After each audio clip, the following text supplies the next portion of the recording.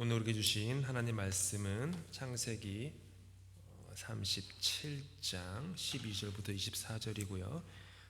성경 찾아보셔도 되고 자막 보셔도 되겠습니다. 창세기 37장 12절부터 24절까지 함께 교독하도록 하겠습니다. 제가 먼저 12절 읽습니다.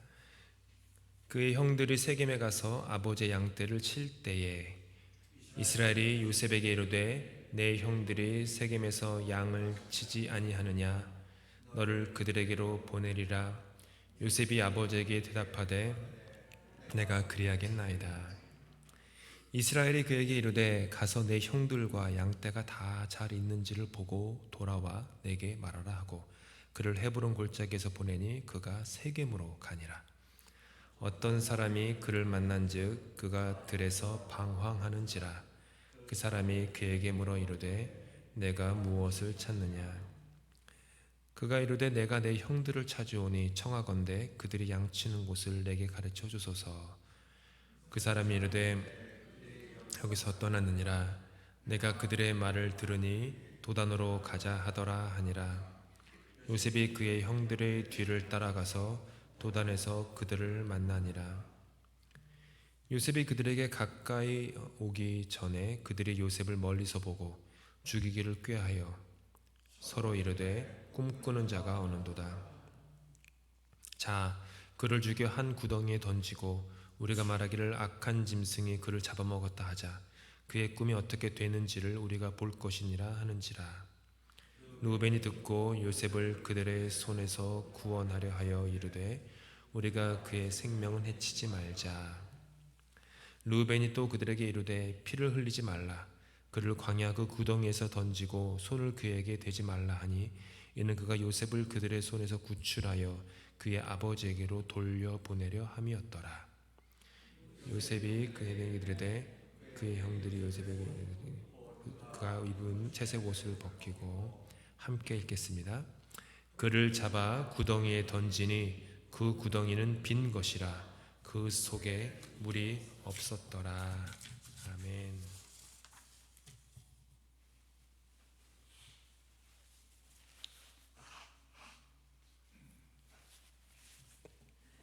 방금 부른 우리 찬양 가사에 보시면 한번 곰곰이 한번 이 고백을 곱씹어 보시면 좋겠습니다. 내일 일은 난 몰라요. 하루하루 살아요. 불행이나 요행함도 내 뜻대로 못해요. 험한 이 길 가고 가도 끝은 없고 고네요. 주님 예수 팔 내미사 내 손 잡아 주소서. 내일 일은 난 몰라요. 장래일도 몰라요. 아버지여 날 붙드사 평탄한 길 주옵소서. 우리는 내일 일을 알 수 없습니다. 내일 일인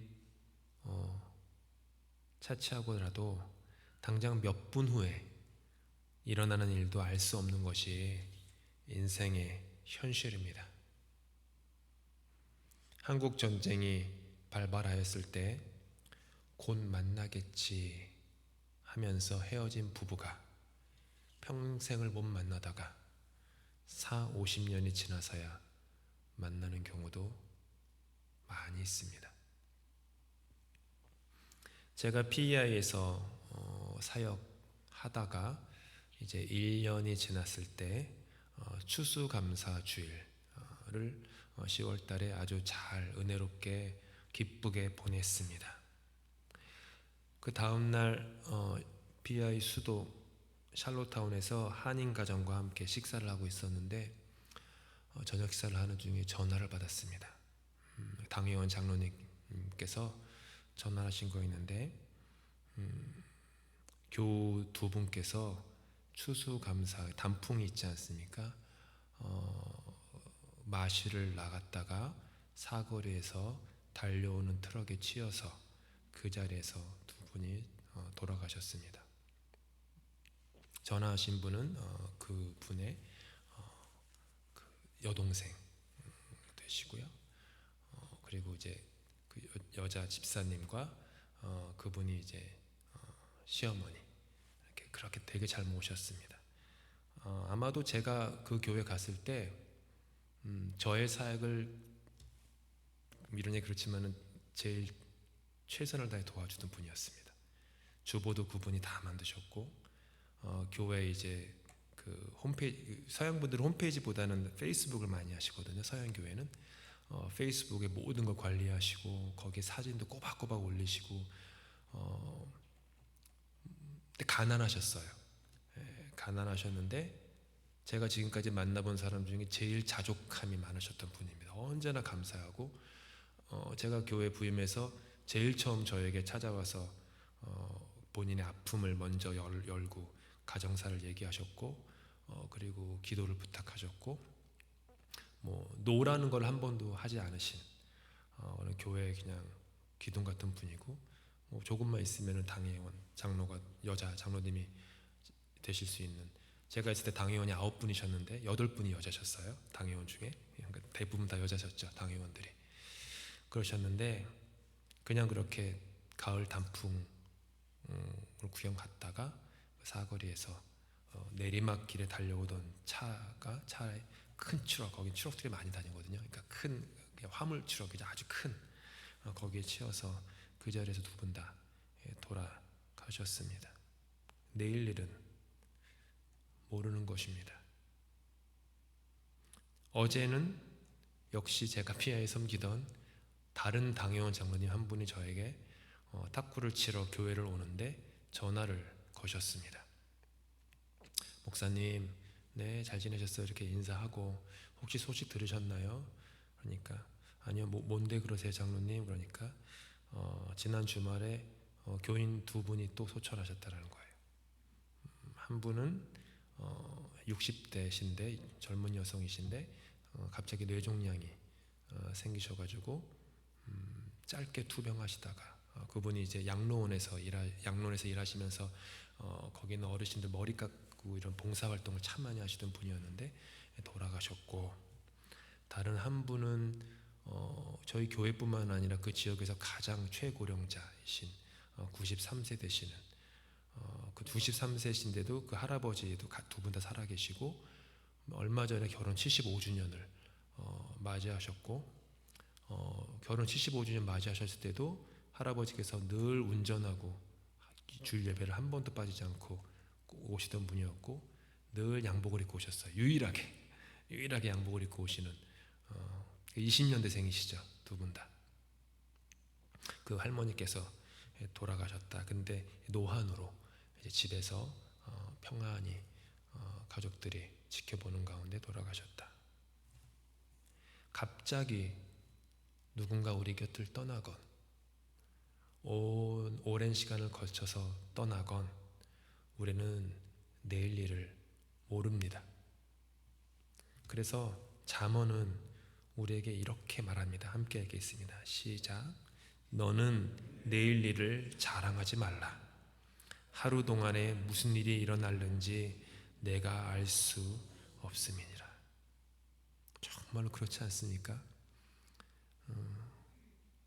인생이 헷갈리시면 잠언을 꼭 읽으세요.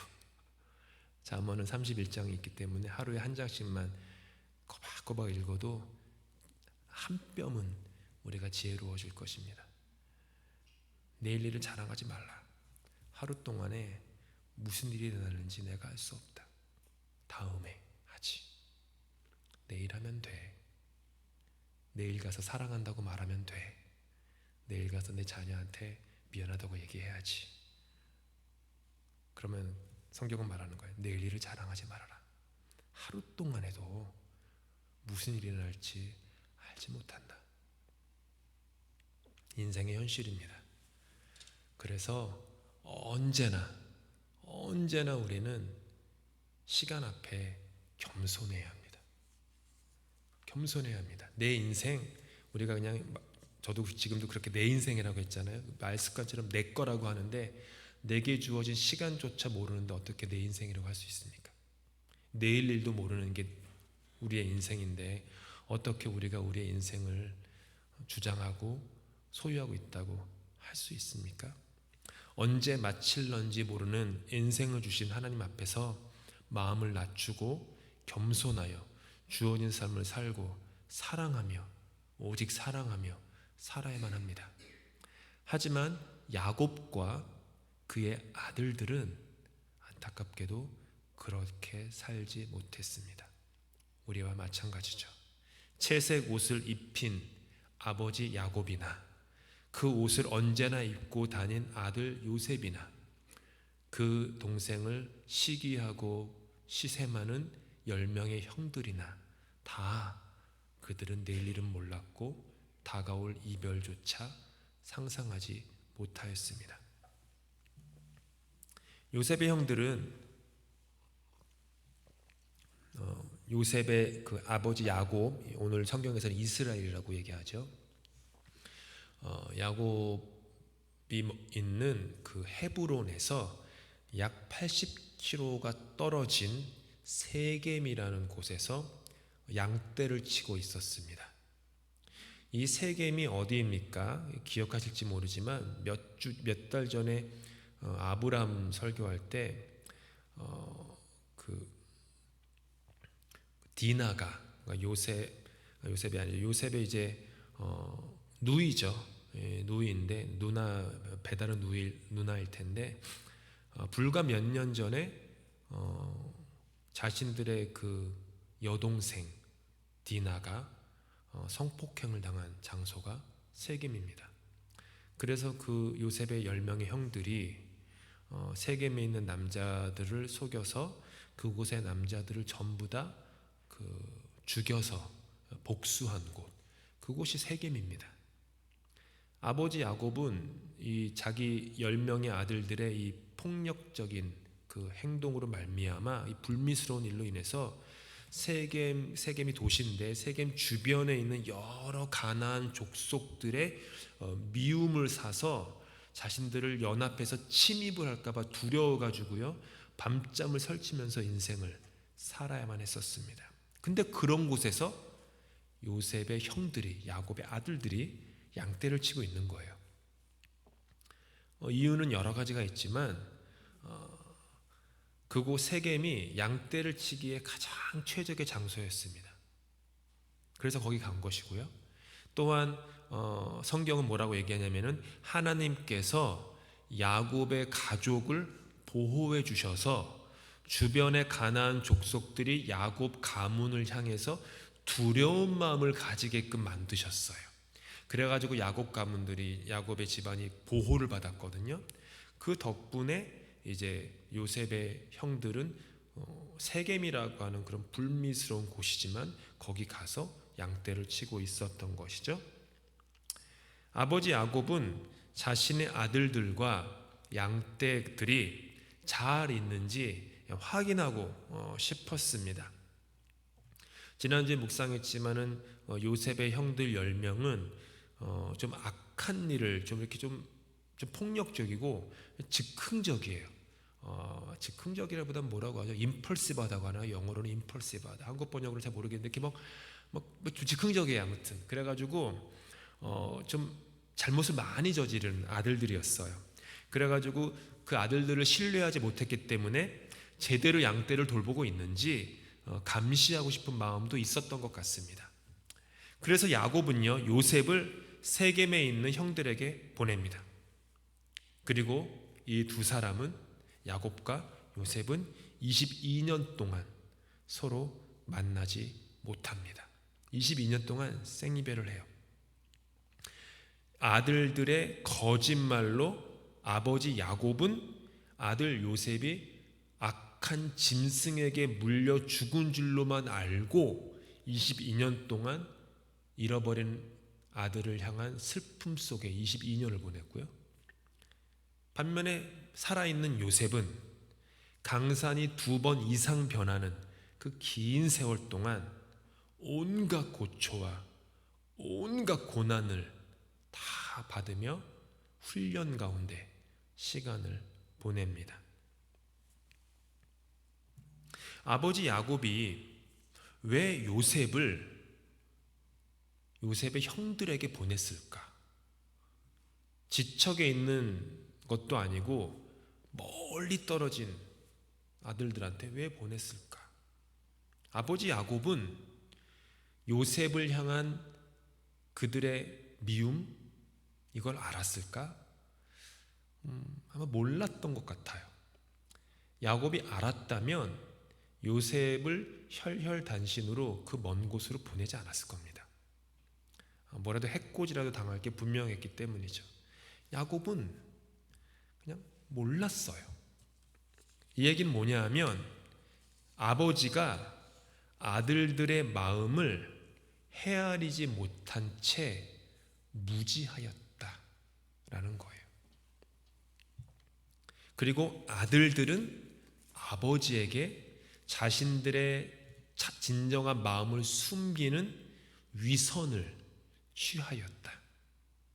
한번 생각해 보십시오. 한쪽에는 무지가 있고 다른 쪽에는 위선이 있어요. 무지와 위선이 지배하는 관계라면 그 관계는 결코 건강할 수 없습니다. 그래서 건강한 관계에는요, 반드시 기도가 있어야 합니다. 왜냐하면 마음을 여는 진정한 기도에는요, 무지와 위선이 있을 수 없기 때문이에요. 기도할 때 우리가 진짜 하나님 앞에 무릎 꿇고 마음을 열고 자복하며 뉘우치며 기도할 때 성령님은 언제나 우리의 마음을 여세요. 마음을 열어서 상대방의 마음을 들여다볼 수 있는 창문 하나를 내주세요. 기도하면요, 내 자녀의 그게 보여요. 그냥 있으면은 아버지 야곱처럼 무지해서 아들들의 상한 얼굴빛도 표정 하나 이렇게 좀 좋지 않은 것을 눈치도 못 채는 아버지가 되는데, 아들들을 놓고 기도하면 그들에 대한 마음이 이렇게 향하게 되면서 마음의 창문이 열려요. 그러면 그 눈빛이 보이는 거예요. 마음이 보이는 거예요. 헤아리게 되는 거예요. 성령님께서 말할 수 없는 탄식으로 우리를 위해 기도하신다고 했기 때문에 우리가 기도할 때 우리는 우리의 마음에 대해서 무지해질 수가 없어요. 성령님이 우리 마음에 대해서 무지하시지 않기 때문이에요. 자녀를 위해서, 배우자를 위해서, 부모를 위해서, 그리고 교우들을 위해서 기도하는 것은요, 하면 좋은 것이 아니라 반드시 해야만 하는 것이에요. 그냥 하면 좋고 아니면 말지가 아니에요. 반드시 해야만 하는 거예요. 그 사람과 나의 관계를 무지함 속에 세우지 않으려면 반드시 기도해야 되는 거예요. 또한 기도는요, 기도하는 사람을 정직하게 합니다. 여러분, 온전한 기도에는요, 거짓이 있을 수가 없어요. 그래서 기도하는 관계는 위선이라고 하는 모래성 위에다가 집을 짓지 않습니다. 서로가 서로에 대해서 정직합니다. 나의 올바른 모습, 괜찮은 모습, 보여주고 싶은 모습만 보면서 관계가 유지되는 게 아니라 나의 상한 모습, 깨어진 모습, 실수하는 모습, 넘어진 모습, 못난 모습, 죄된 모습, 악인 중에 괴수인 나의 모습을 상대방과 정직하게 나누는 거예요. 기도할 때 그런 일이 돼요. 그러면은 그 관계가 안전해요. 부부 사이가 그런 관계가 되면요, 안전해요. 내가 어떤 말을 해서 이 사람이 어떻게 될까, 뭐 할까, 이런 어떤 불안함, 긴장 속에 관계가 있지 않아요. 내가 이런 못난 모습 보여도 이 사람은 나를 사랑해. 이 사람은 나를 용서해.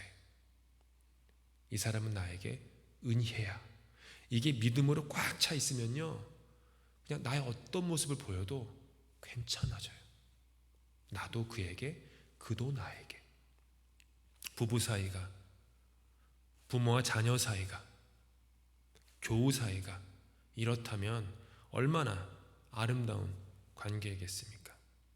그럼 요셉은요, 그렇다면 자신을 향한 형들의 미움을 몰랐을까요? 어떻게 생각하세요? 야곱은 몰랐어요. 몰랐다 쳐요. 요셉은 몰랐을까요?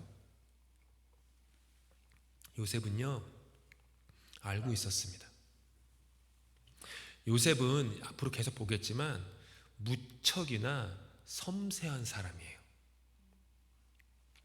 몇 주 후 본문이 될 텐데 보디발, 경호대장 보디발 집에서 있다가 억울한 누명을 쓰고 보디발 집에 있는 집에 있는 감옥에 갇혔을 때 요셉은 다른 쪽에 있었던 두 명의 그 죄수들의 슬픈 낯빛을 보고, 성경에 보니까 그들의 얼굴빛을 보고, 아니 어르신들, 두 분 어르신들 왜 이렇게 얼굴이 어두우세요라고 얘기해요. 요셉은 한번 생각해 보세요. 억울한 누명 썼잖아요. 너무너무 억울한데 게다가 감옥에 갇혔어요. 그러면 다른 사람 얼굴빛이 보이는 여유가 없죠. 내 인생이 진짜 뭔데 어떻게 됐는데 어떻게 다른 사람 낯빛 걱정을 합니까? 근데 요셉은요, 그 두 사람 빵관원과 술관원의 얼굴이 보여요. 뭔가 저 사람들이 슬픈 얼굴이네, 근심 어린 얼굴이네. 요셉은 이게 보이는 거예요. 요셉은 그런 사람이에요. 섬세한 사람이에요. 그렇다면 요셉이 자신을 향한 형들의 그 표정, 눈빛 몰랐을까요? 알았죠. 요셉은 기본적으로 눈치가 빠른 사람이에요. 요셉은 알았어요. 그런데도 가요. 혼자. 다른 사람 데리고 가지 않고 혼자. 왜요? 아버지가 그러라고 하니까. 아버지가 그러라고 하니까 요셉은 야곱의 명령에 순종해 가지고요, 그냥 가는 거예요. 자신의 안위를 걱정하지 않고 아버지 야곱이 하라니까 하는 거예요. 이게 또 요셉의 성격이에요. 새번역 성경에서는요 13절을 이렇게 번역하고 있습니다. 함께 읽겠습니다. 시작. 이스라엘이 요셉에게 말하였다. 네가 알고 있듯이 너의 형들이 세겜 근처에서 양을 치지 않느냐? 내가 너를 너의 형들에게 좀 보내야겠다. 요셉이 대답하였다. 다녀오겠습니다. 요셉의 대답이요, 대단하지 않습니까? 저는 대단하게 느껴지는데, 아버지의 그 명령에 질문 하나 하지 않아요. 토를 달지도 않고요, 저항하지도 않아요. 너무 단순해요. 네, 다녀오겠습니다. 그냥 네. 요셉은요 그렇게 언제나 아버지 야곱을 존중하였고 순종하였던 거예요. 그래서 야곱이 요셉을 참 사랑했던 거였겠죠. 요셉은 이렇게 성실한 사람이었는데 이 성실함은요 15절에서도 잘 드러나요. 함께 읽겠습니다. 시작. 어떤 사람이 그를 만난즉 그가 들에서 방황하는지라. 그 사람이 그에게 물어 이르되 네가 무엇을 찾느냐. 어떤 사람은 길 가다 나그네고요, 그는 요셉이에요. 지금 요셉은 80km 걸어서 세겜까지 갔는데 형들을 찾지 못해요. 그런데 요셉은 포기하지 않아요. 아니 자기가 좋아하는 사람들도 아니고 자기를 미워하는 사람이잖아요. 자기를 싫어하는 사람이잖아요. 낯빛이 좋지 않은 사람이잖아요. 근데도 요셉은 그들을 찾는 걸 포기하지 않아요. 보니까 그가 들에서 방황하는지, 이게 뭐냐면 이들판 저들판 형들을 찾아가지고 그냥 헤매고 또 헤매는 거예요. 아니 요셉이 얼마나 그 형들을 찾아 헤매였는지 그 모습이 너무 눈에 띄어가지고 지나가던 나그네가 도대체 뭘 찾니? 라고 물어볼 정도였어요. 헤브론에서 세겜까지는요, 아까도 말씀드린 80km. 요셉이 이제 17세였으니까 장성한 청년으로 봤을 때 아마도 쉬지 않고 열심히 걸어가서 꼬박 이틀은 걸어야 되는 그런 거리예요. 3일 걸었을 수도 있어요. 그냥 그렇게 간 거예요. 아버지가 말한 대로 세겜에 왔는데 형들을 못 찾아요. 그러면은 그 정도 했으면 할 만큼 한 거잖아요. 할 만큼 해서 그냥 집으로 돌아가서 세겜에 갔더니 아버지 못 찾았어요. 이렇게 얘기해도 돼요. 80km 걸었으면 그 아름다운 채색 옷이 다 먼지도 묻고 신발은 또 너더기가 됐을 거고 이랬을 거예요. 보여드리면서 아버지한테 아버지 제가 이렇게 고생했는데 형들 못 찾았어요. 이렇게 얘기해도 돼요. 아니 사실 뭐 잔꾀를 부리는 그런 사람이라면 세겜 형들이 자신을 향해서 자신을 미워하는 걸 아니까 아 이거 내가 가면 안 되겠다. 그러니까 그냥 살짝 그냥 몇 킬로만 걸어가지고 거기 누워가지고 노닥거리다가 채색 옷에다가 먼지 좀 묻히고 신발 이렇게 막 긁어가지고 뭐 빵꾸 좀 나게 한 다음에 아버지한테 가가지고 아버지 가봤는데 형들 못 찾았어 이렇게 얘기도 그만이에요. 어떻게 해요? 지금처럼 뭐 CCTV가 있는 것도 아니고 뭐 아무것도 할 수 없잖아요. 사진을 찍어서 확인할 수도 없는 거고. 근데 요셉은 안 그래요. 이게 요셉의 포텐셜이에요. 이게 요셉의 자기를 미워하는 10명의 형들이지만 그리고 그 10명의 형들이 자기에게 위해를 가할 수도 있음에도 불구하고 아버지가 자기에게 맡긴 사명을 명령을 두말하지 않고 지키려고 하는 요셉의 성실함. 요셉은 성실하게 걷고 또 걸어서 그 사람을 만나요. 나그네가 내가 지나가다가 들어보니까 어떤 남정네들이 뭐 한 10대 명 모였는데 도단이라는 곳으로 가려고 한다는 얘기를 제가 주워 들었다라는 거예요. 여러분 이게 형들이 그 나그네한테 우리 도단으로 갈 거예요 라고 말한 것도 아니고 지나가다가 주워 들은 거잖아요. 신빙성이 좀 확실치 않잖아 이런 건. 근데도 요셉은 세겜에서 30km가 떨어진 도단까지 또 걸어가요. 하루를 또 걸어가는 거예요. 30km예요 여러분. 30km 걸어보셨는지 모르지만 군대에 계셨으면 걸어보셨겠지만 그거 짧지 않은 거리입니다. 또 걸어가는 거예요.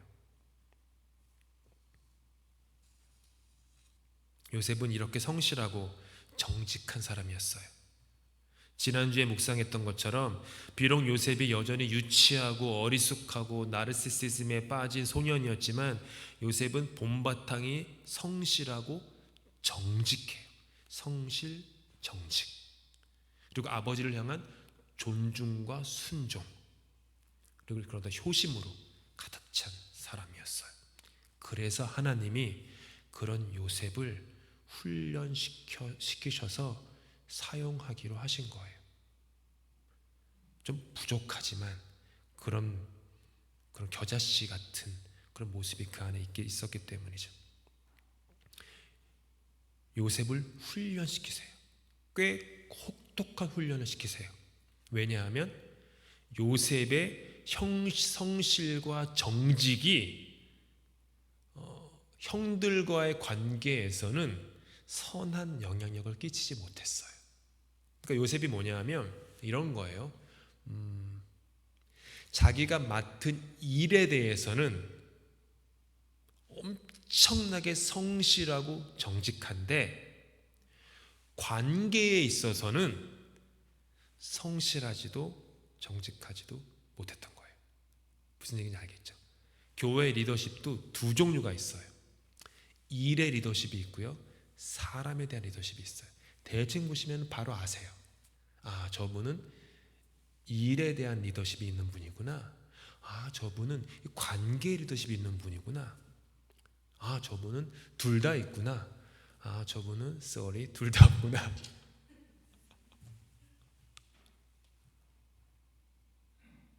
저는 일의 리더십이 좀 센 사람이에요. 예전부터. 태스크 오리엔티드.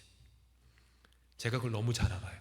저 아버지도 그랬고 할아버지도 그랬고요. 그냥 집안의 남정네들의 뿌리예요. 그냥 일에 대해서 성실하고 정직하게 하는 어떤 그런 게 있어요. 그래서 제가 의도적으로 저는요 제가 목회를 안 하면요 괜찮은데 뭐 밖에서 회사에서 일을 하면요 그냥 성실하고 제가 맡은 일에 성실하고 정직하면 그만이잖아요. 근데 목회는 그렇지가 않거든요. 그래서 제가 늘 하루에도 아마 몇 번 생각할 거예요. 의도적으로 관계에 있어서 성실해야지. 이런 생각을 스스로 많이 해요. 지난 수십 년 동안 계속 그랬어요. 왜냐면 제가 부족한 점을 아니까. 일만 하면 사람이 일만 보이잖아. 저 사람 무슨 일 시킬까? 저 사람은 어디다 배치하면 좋을까? 프로그램 뭐 할까? 어떤 행사를 화려하게 만들어가지고 사람을 감동시킬까? 이런 생각만 하잖아요. 근데 그게 아니거든요. 목회는 그것도 있지만 목회도 그렇고 교우 관계도 그렇고 사람이거든요. 사람에 대해서 생각을 해야 돼요. 그래서 의도적으로 때로는 뭐 이런 얘기 그렇지만 그냥 저를 쳐서 복종하는 마음으로 일어날 때가 있어요. 쳐서 복종하는 마음으로 전화를 할 때가 있고, 쳐서 복종하는 마음으로 신방을 갈 때가 있고, 부지기수예요. 싫어서 그런 건 아니고 그냥 그렇게 성격이 제 MBTI 아시죠? MBTI에 맞지 않기 때문이에요. 이게 기본적으로 그걸 그렇게 해야 돼요. 근데 요셉은 그랬어요. 형들과의 관계에서는 너무너무 아마추어였고 자기 일에 대해서는 프로페셔널. 하나님이 그거를 훈련시킨 거예요. 형들의 얼굴빛을 헤아릴 줄 아는 성숙함이 없었어요. 알았는데 여러분, 아는 것과 눈치를 채는 것과 헤아리는 거는요 차원이 다르죠. 요셉은 헤아리지 못했어요. 형들이 나에 대해서 그런 마음이 있구나. 내가 좀 조심해야지. 내가 말 한마디를 해도 좀 가려서 해야지. 단어 선택도 좀 가려서 해야지. 채색 옷, 내 마음 같아서는 한 10번 입고 싶은데 한 5번만 입어야지. 뭐 이런 식으로 할 텐데 요셉은 그러질 못했어요. 관계에 대해서 너무 미숙했던 것이죠. 형들의 불편한 마음을 헤아려서 자신의 행동 고지를 돌볼 정도로 성숙한 어른이 아직은 아니었어요. 그래서 하나님이 요셉에게 고난을 허락하신 거예요.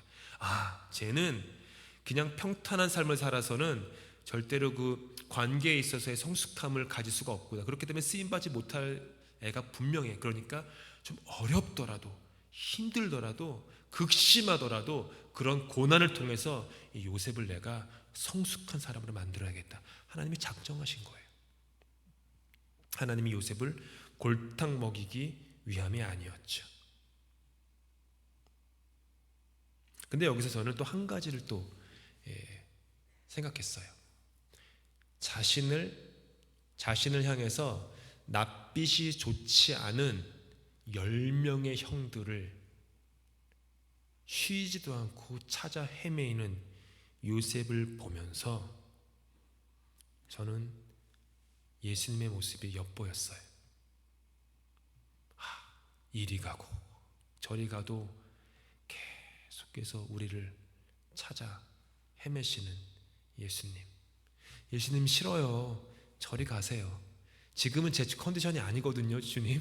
그래서 방해 좀 하지 마세요. 이래도 계속해서 찾아오시는 예수님. 주님, 제가 이렇게 죄로 문드러져 가지고 아무것도 못해. 제가 또 실수했어요. 또 넘어졌어요. 주님, 이런 제가 무슨 염치가 있어서 주님 앞에 나아갑니까? 그래도 또 찾아오시고 또 찾아오시고 또 찾아오시는 거예요.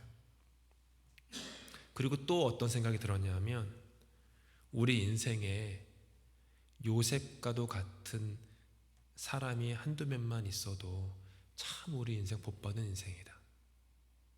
제가 고등학교 때, 중학교 때 그 교회 선생님 향해서 제가 그 못된 짓 했던 거 얘기했잖아요. 그분이 요셉인 거예요. 저한테 문 열어주지도 않는 저를 향해서 꼬박꼬박 오셔서 동희야 교회 가자. 동희야 교회 가자. 아니, 나이가 2배에서 3배 많으신 어른인데 이 새파란 머리에 피도 안 마른 어린애가 그렇게 무례하게, 그 동방예의지국에서 그렇게 무례하게 행하는데도 불구하고 얼굴 한번 붉히지 않고 짜증 한번 내지 않고 계속 찾아오시는 건 뭐예요? 게다가 생면부지인데 저는 요셉이잖아요. 우리 인생에 그런 요셉, 여러분 인생에 그런 요셉이 있으십니까? 그리고 또 한 걸음 더 나아가 질문은, 그런 요셉이 되실 수 있겠습니까? 내가 좋아하는 사람에게만이 아니라 나에게 낯빛이 좋지 않은 그 사람에게라도 내가 찾아갈 수 있는 그런 요셉과 같은 사람, 생명을 살리는 사람이에요. 구원자인 거예요. 그런 사람이 마음을 시원하게 해주고 자유케 해주는 사람, 그런 요셉이 되어야겠습니다. 요셉은 하루 길을 더 걸어서 도단에 도착합니다. 형들이 먼저 요셉이 멀리서 걸어오는 것을 보고 알아채요. 왜 알아챘을까요? 요셉이 채색 옷을 입고 오기 때문이죠. 눈에 확 띄는 거예요. 그날도 태양이 장렬했는 것 같아요. 태양빛에 채색 옷이 반짝반짝반짝 빛나는 거예요. 그러니까 저 녀석이구나. 질투와 시기로 가득한 형들의 눈에 들어온 그 채색 옷은 그렇지 않아도 안 좋은 마음에 불을 지피는 거예요. 먼 길을 오면서도, 아니 헤브론에서 여기까지 오면은 쉬지 않고 와도 3일 길인데 그 먼 길을 오면서도 이 괘씸한 녀석이 채색 옷을 입고 오네. 성경은 이렇게 얘기해요. 함께 읽겠습니다. 시작. 요셉이 그들에게 가까이 오기 전에 꾀하여 서로 이르되 꿈꾸는 자가 오는도다. 자 그를 죽여 한 구덩이에 던지고 우리가 말하기를 악한 짐승이 그를 잡아먹었다 하자.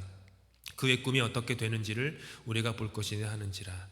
형들은 요셉을 고재질쟁이다 혹은 아버지의 사랑을 독차지한 동생이다라고 부르지 않고요, 꿈쟁이라고 불러요. 꿈쟁이.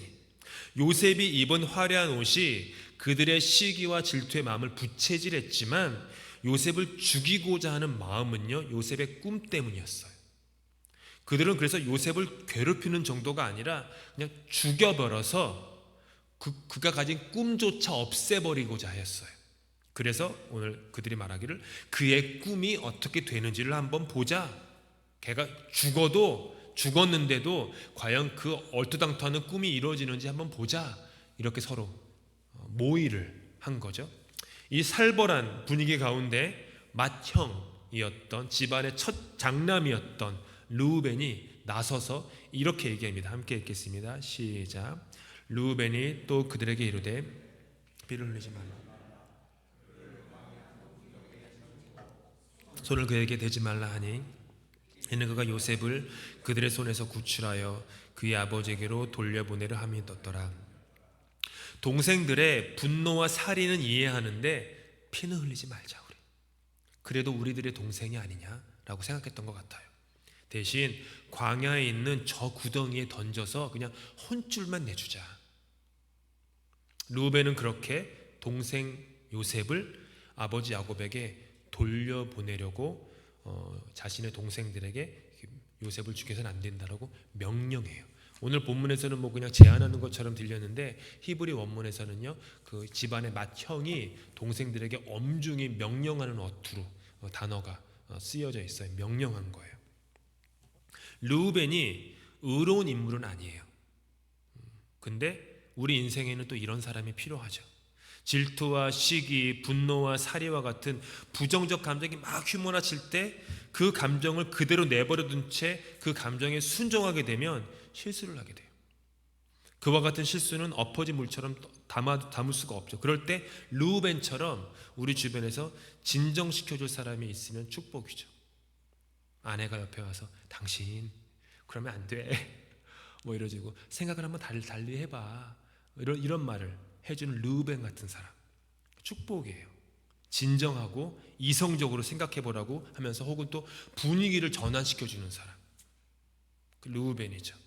분노의 대상인 요셉만 바라보지 말고 한번 살짝 돌려가지고 아버지 야곱을 한번 생각해봐, 그렇게 말해주는 사람. 그런 르우벤 같은 사람이 주변에 있을수록 축복이 되겠죠. 동생들은 큰형 르우벤의 명령에 순종해요. 그래서 요셉과 마주치자마자 그가 입은 채색 옷을 벗기고 구덩이에 던집니다. 구덩이에 던지기 전에 채색 옷부터 벗긴 그들의 행동에서 보듯이 그들은 그 옷을 너무너무 싫어했던 거예요. 그리고 오늘의 본문 마지막 절은 우리에게 이렇게 말해줍니다. 함께 읽습니다. 시작. 그를 잡아 구덩이에 던지니 그 구덩이는 빈 것이라 그 속에 물이 없었더라. 구덩이를 뜻하는 히브리어 보르는요, 수조 혹은 우물을 뜻하는 거예요. 이게 어떤 거냐 하면은 입구가 좁고 안으로 들어갈수록 넓어지는 구조예요. 그래가지고 한번 안에 갇히면은요, 혼자서는 올라올 수가 없는, 몸을 뒤집어서 올라올 수 없잖아요. 그런 구조죠. 요셉은 이 깜깜한 구덩이 속에 갇힌 채 보이지 않는 존재가 되어버렸어요. 이제 잊혀진 존재가 되었고 그가 알던 세상으로부터 단절되었어요. 그렇게 그가 좋아하던 채색 옷이 벗겨지고 알몸이 된 채 어둡고 축축한 구덩이 밑바닥에 갇힌 요셉의 심정이 얼마나 막막했습니까? 여기서부터 요셉의 고난이 시작된 거예요. 근데 요셉의 그 고통, 환난이 시작된 거예요. 근데 요셉의 입장에서 볼 때는 고난인데 하나님의 입장에서 볼 때는 훈련이에요.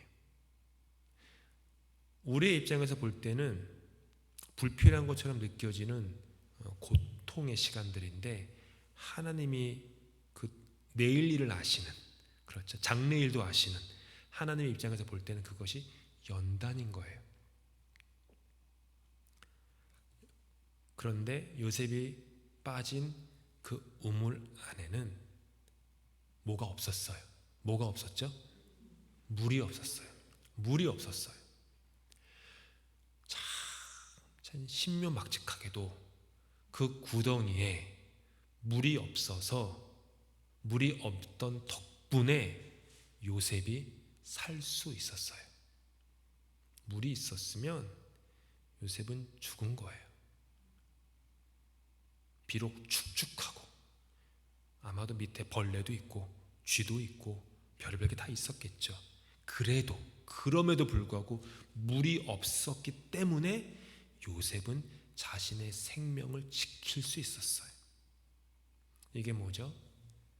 환난 가운데서도요, 우리 힘으로 도저히 올라갈 수 없는, 밑에는 넓고 위는 좁은 그런 우물에 갇힌 것 같은 인생의 캄캄한 현실 속에서도 하나님은 우리를 살리시는 길을 내신다라는 거예요. 우리로 하여금 우리의 인생을 한번 정직하게 돌아볼 수 있는 기회를 주시는 거예요. 그게 없으면 모르는데, 착각 속의 인생을 사는데 한번 그렇게 밑바닥에, 그러니까 우물이라는 밑바닥, 영어 표현에서도 hit the bottom이라는 표현이 있어요. 그 bottom, 밑바닥을 치면은, 그 한국말은 뭐죠? 인생의 나락에 떨어지면, 그 나락이라고 표현하죠. 인생의 나락에 떨어지면 그 떨어져서 그 밑바닥에 뒹굴면서 온몸에 흙이 묻고 진흙이 묻고 막 머리는 헝클어지고 옷은 찢어지는 그런 상황이 되어서야만 깨닫게 되는 나의 감추어진 존재의 실체가 보인다는 거예요. 그게 안 보이면 나는 계속해서 거짓된 나의 모습, 꾸며진 나의 모습, 포장된 나의 모습만 갖고 살 텐데, 하나님의 나에게 너무 은혜를 베푸셔서 나를 그런 고난의 구덩이로 밀어 넣으시니까 그때 나 자신의 진정한 연약함과 죄된 모습과 요셉의 경우에서는 관계에 있어서 성실하지 못한 그런 모습, 그런 것이 보이게 되는 거예요. 교만한 마음, 무지한 마음, 어리고 유치하고 분별력 없는 요셉의 그 소년의 마음이 그렇게 되지 않고서는 결코 변화할 수 없기 때문이었죠. 그렇게 변화되지 않고는 하나님으로부터 온전히 쓰임받을 수 없었기 때문이에요. 만약 하나님이 요셉을 그냥 그래, 너 그냥 그렇게 고만고만하게 살아라고 하면 요셉에게 그런 고난을 허락하지 않으셨을 거예요. 근데 하나님은 요셉에게 그럴 마음이 없어요. 왜냐하면 하나님은 요셉을 쓰고 싶으셨어요. 크게 가문의 구원자로, 민족의 구원자로, 예수님의 예표로 쓰고 싶으셨어요. 그래서 요셉을 그 인생의 나락으로, 우물 밑바닥으로 집어넣으신 거예요. 하나님이 형들을 사용하셔서. 그래도 하나님은 밑에 물은 두지 않으셨어요. 저는 이런 하나님이 너무 두렵기도 하지만 솔직히 너무 좋습니다. 하나님의 은혜가 있어요. 그래서 고난이 오거나 환난이 오면 기뻐할 수 있어요. 왜요? 하나님이 나를 또 얼마나 성장시키려고 이러시려나? 실수가 없으신 분인데 이렇게 훈련시키셔가지고 나로 하여금 어떻게 또 더 성숙한 인격으로, 인품으로, 더 깊은 관계로, 더 여유로운 사람으로, 자유한 사람으로, 평안한 사람으로, 더 신심이 깊은 사람으로 어떻게 변하시려고 이렇게 나에게 고난을 주시나? 이런 마음이 드는 거예요. 나 자신을 회개하게 되는 거죠. 시편 기자가 오늘 마지막 말씀 레퍼런스에 함께 있습니다. 시작. 고난 당한 것이 내게 유익이라. 이로 말미암아 내가 주의 율례들을 배우게 되었나이다. 시편 기자가 고백했고요. 바울 사도는 이렇게 얘기합니다. 시작. 사람이 감당할 시험 밖에는 너희가 당한 것이 없나니 오직 하나님은 미쁘사 너희가 감당하지 못할 시험 당함을 허락하지 아니하시고 시험 당할 징음에 또한 피할 길을 내사 너희로 능히 감당하게 하시느니라. 우리 삶 속에 물 없는 구덩이를 허락하신 주님께 감사하십시오. 구덩이에 빠졌다고 하나님 원망하지 마시고요. 물 없는 구덩이인 것을 인하여 감사하십시오. 아니, 감사하십시다. 그리고 그 물 없는 구덩이에서 나 자신을 돌아보고 내가 조금 더 성숙한 신앙인으로 믿음 있는 사람으로 거듭나서 하나님께 온전하게 쓰임받을 수 있는 그런 그릇으로 변화되는 그런 소망이 우리 모두에게 다 있을 수 있기를 예수님의 이름으로 축복합니다. 함께 기도하고 주님께서 하신 기도로 예배 마칩니다. 주님, 인생의 환난과 고난과 원치 않는 어려움 속에서 구덩이에 빠진 것 같은 상황에 빠질 때가 있습니다. 그럼에도 불구하고 우리의 고난 가운데 물 없는 구덩이를 허락하신 주님께 감사를 드립니다. 그곳에서 주님을 바라보게 하여 주옵소서. 헛된 마음을 품었던 나를 회개하게 하여 주옵소서. 다른 사람을 향해 손가락을 향했던 그 모습에서 나에게로 그 손을 향하며 나를 돌아보고 나를 뉘우치고 내가 무릎 꿇고 내가 주님 앞에 거듭날 수 있는 그런 훈련과 연단의 시간으로 삼게 하여 주옵소서. 하나님이 사랑하시는 자에게는 고난을 주신다고 말씀하셨습니다. 사랑하여 주시니 감사합니다. 아무쪼록 이 모든 것들을 통하여서 요셉처럼 우리도 변화되게 도와주시고 조금 시간이 걸려도 요셉처럼 나중에 형들과 그토록 아름다운 눈물의 화해를 할 수 있는 그런 아름다운 우리 삶이 될 수 있도록 은혜 베풀어 주시옵소서. 주님께서 하신 기도로 예배 마칩니다. 하늘에 계신 우리 아버지, 아버지의 이름을 거룩하게 하시며 아버지의 나라가 오게 하시며 아버지의 뜻이 하늘에서와 같이 땅에서도 이루어지게 하소서. 오늘 우리에게 일용할 양식을 주시고 우리가 우리에게 잘못한 사람을 용서하여 준 것 같이 우리 죄를 용서하여 주시고 우리를 시험에 빠지지 않게 하시고 악에서 구하소서. 나라와 권능과 영광이 영원히 아버지의 것입니다. 아멘.